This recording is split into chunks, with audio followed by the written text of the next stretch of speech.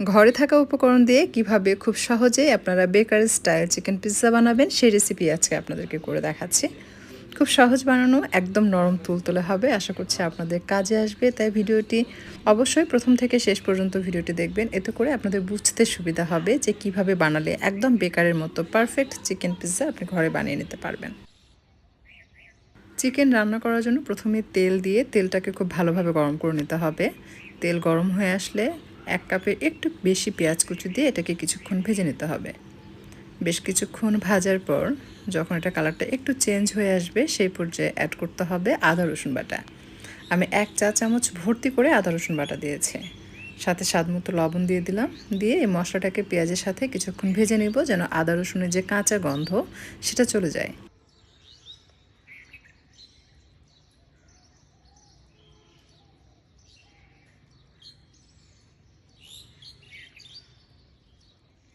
মশলা ভালোভাবে ভেজে নেওয়া হয়ে গেলে অ্যাড করে দিচ্ছি 1 চা চামচ জিরার গুঁড়া, 1 চা চামচ মরিচের গুঁড়া, হাফ চা চামচের একটু কম কালো গোলমরিচের গুঁড়া, হাফ চা চামচ হলুদের গুঁড়া এবং 1 চা চামচ লাল মশলা পাউডার আর 1 চা চামচ ধনিয়ার গুঁড়া দিয়ে সব কিছু একসাথে মিশিয়ে কিছুক্ষণ ভেজে নিতে হবে।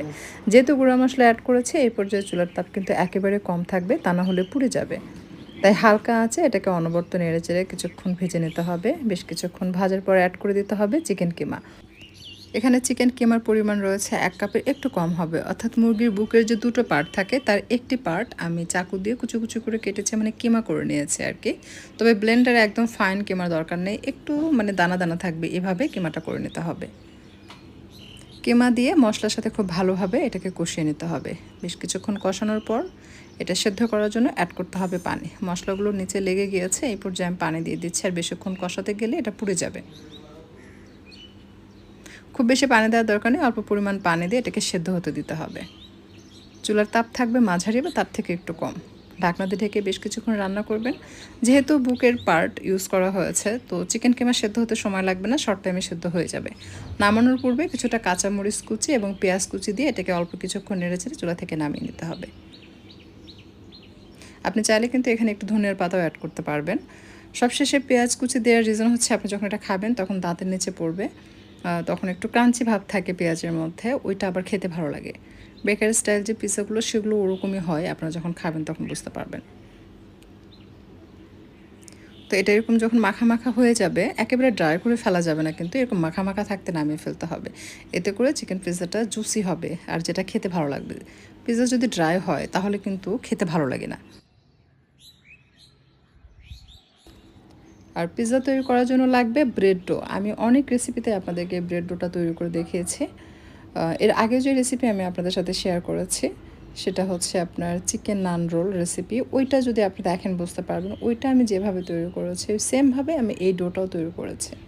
তো আমি সব শেষে আপনাদের সুবিধার জন্য অ্যাড করে দিব, যাদের বুঝতে অসুবিধা হবে বা আপনি চাচ্ছেন যে ওইটা দেখে প্রপারলি ফলো করতে, তাহলে শেষের অংশটুকু আপনি দেখে নেবেন, তাহলে বুঝতে পারবেন যে ডোটা আমি কিভাবে তৈরি করেছি। এটা এভাবে তৈরি করার পর আপনি কাঁটা চামচের সাহায্যে এভাবে ছিদ্র করে নেবেন, তা না হলে এটা যখন বেক করবেন এটা কিন্তু ফুলে উঠবে, নানের মতো মাঝখানে ফুলবে, সাইড থেকে ফুলবে, বেশি উঁচু হয়ে যাবে।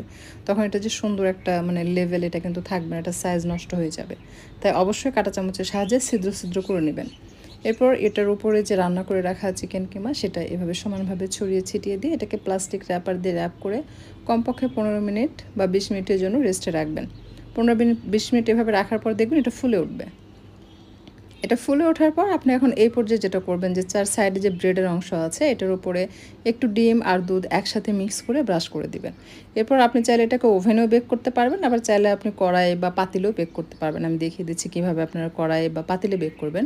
এভাবে নিচে একটি স্ট্যান্ড দিবেন, আপনি চাইলে নিচে লবণও দিতে পারেন বা বালু দিতে পারেন। তার উপরে এরকম প্লেটটা বসিয়ে দিয়ে ঢাকনা দিয়ে ঢেকে মাঝারি প্রথম দিকে হাই ফ্লেমে রেখে গরম করে নেবেন, তারপর মাঝারি বা মাঝারি থেকে কম আঁচে রেখে দেবেন। দেখবেন ধীরে ধীরে আপনার এই মানে চিকেন পিৎজাটা রেডি হয়ে যাবে। আর যদি ওভেনে বেক করতে চান সেক্ষেত্রে আপনার 200 ডিগ্রি সেলসিয়াস তাপমাত্রায় 7 থেকে 8 মিনিটের মতো বেক করে নিলে আপনাদের এই পিৎজাটা রেডি হয়ে যাবে। সেক্ষেত্রে অবশ্যই ওভেনের উপরে এবং নিচে 2 অংশ থেকে আপনাকে বেক করতে হবে। অনেক নতুন রাঁধুনি থাকে বোঝে না, শুধু উপর থেকে বেক করে, দেখা যায় উপরে হয়, নিচের অংশটা কাঁচাই থাকে, আবার কখনো নিচে থেকে বেক করে নিচে হয় উপরে হয় না।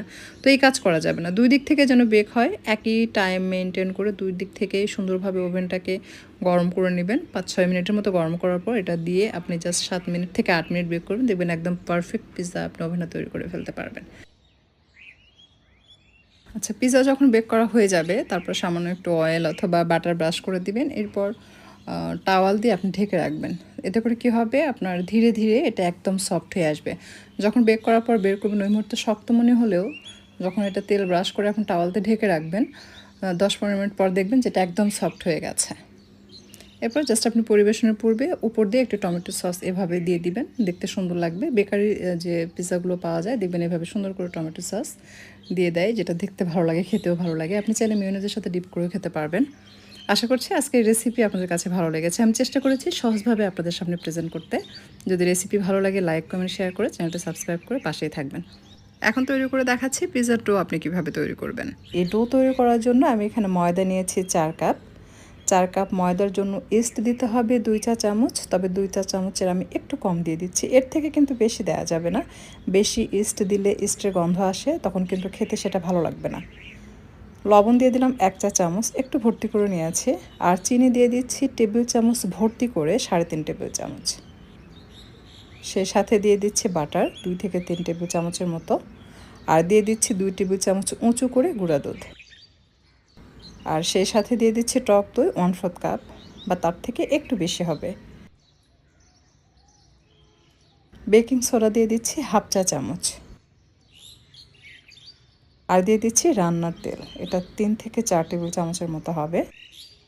সব কিছু আলতো করে মিক্স করতে হবে। হাত দিয়ে দলা পেকে মাখানো যাবে না, তাহলে যখন ডোটা মাখাবেন তখন কিন্তু ময়দা দলা দলা হয়ে থাকবে, ভালোভাবে মিক্স হতে চাইবে না। তাই মসৃণ ডো তৈরি করতে এই মিশ্রণটাকে আলতো হাতে বা চামচের সাহায্যে আপনি আলতো করে মিক্স করবেন। এরপর অ্যাড করতে হবে হালকা গরম পানি, অথবা আপনি চাইলে হালকা গরম তরল দুধ দিয়েও এটা মাখিয়ে নিতে পারবেন। একেবারেই কিন্তু হালকা, বেশি গরম পানি হওয়া যাবে না, তাহলে কিন্তু ডোটা সেদ্ধ হবে, তখন এই ডোটা কিন্তু ফুলবে না। বেশ কিছুক্ষণ মাখানোর পর সবশেষে আবারও একটু বাটার দিয়েছি। এরপর এটাকে খুব ভালোভাবে মেখে নিয়েছি। 8-10 মিনিট মাখাবেন, তাহলে এই ডোটা একেবারে মসৃণ এবং স্মুথ হয়ে আসবে। ঠিক এরকম এই ডোটা আপনি যত নরম করে বানাবেন, আপনার যে নান সেটাও কিন্তু তত বেশি নরম তুলতুলে হবে। এখন ঢাকনাতে ঢেকে রেখে দিচ্ছি। এরই মাঝে আমাদের ডোটা কিন্তু ফুলে ডাবল হয়েছে। আপনারা যদি রোদে রেখে দেন তাহলে কিন্তু খুব দ্রুত এই ডোটা ফুলে উঠবে। 45 মিনিটের মতো রাখলেই হবে, 1 ঘন্টা বা 2 ঘন্টা রাখার দরকার নেই। আধা ঘন্টা থেকে 45 মিনিট মতো রাখবেন। আর দেখুন এটার যে কোয়ালিটি, এটা কিন্তু দেখে বোঝা যায় যে নান যে কতটা নরম তুলতুলে হবে এবং পারফেক্ট হবে।